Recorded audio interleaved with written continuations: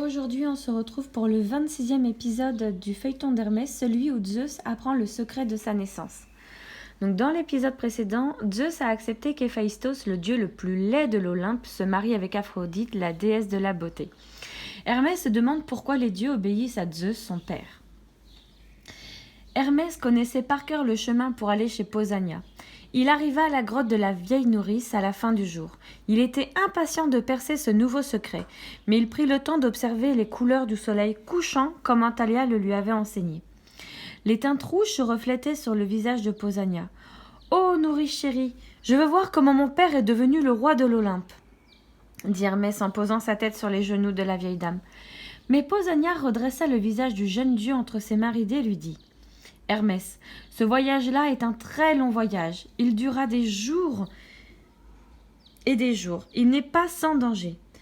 Là encore, es-tu bien sûr de vouloir l'accomplir ?» Un frisson parcourut le dos d'Hermès. Mais il ne baissa pas les yeux. « Oui, murmura-t-il, il faut que je sache. »« Bien, tu l'auras voulu, » répondit la nourrice. Elle laissa reposer la tête d'Hermès sur ses genoux. Il ferma les yeux. Lorsqu'il rouvrit les paupières, Hermès était étendu dans une prairie où coulait un ruisseau. De hautes herbes lui chatouillaient le visage et le cachaient. Un jeune berger au corps musclé lui tournait le dos.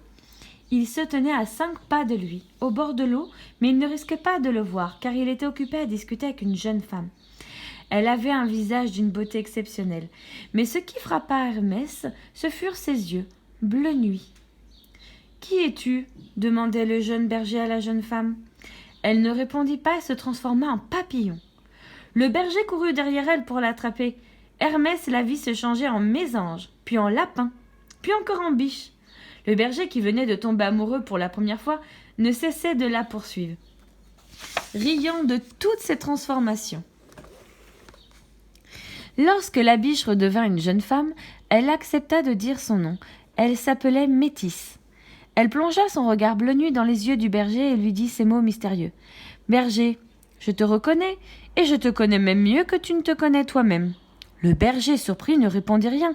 Métis poursuivit. « Tu t'appelles bien Zeus, n'est-ce pas ?»« Mais comment connais-tu mon nom ?» s'étonna le berger. « Je sais bien d'autres choses encore sur toi, sourit Métis. Je sais qu'à ta naissance, ton père voulait t'avaler, comme il a avalé tes 5 frères et sœurs avant toi.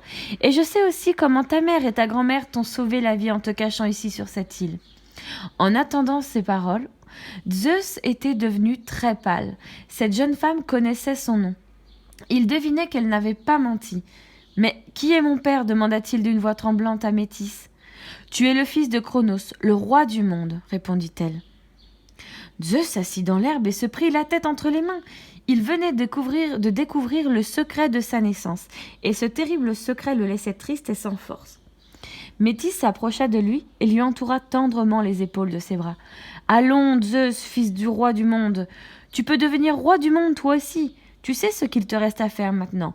Tu dois te venger de ce terrible père. » Hermès vit Zeus relever lentement la tête.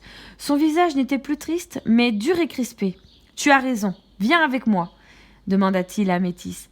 La jeune femme fit signe que oui. Alors tous deux se levèrent et partirent en direction du port. C'est ainsi que Zeus et Métis embarquèrent sur le premier bateau, se dirigeant vers le palais de Cronos et quittèrent l'île. Bien sûr, Hermès s'était glissé à bord du navire.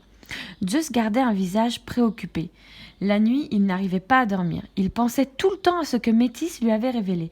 Et sa colère contre ce père avalant ses enfants ne cessait d'augmenter. Mais il ne savait comment faire pour battre ce père cruel.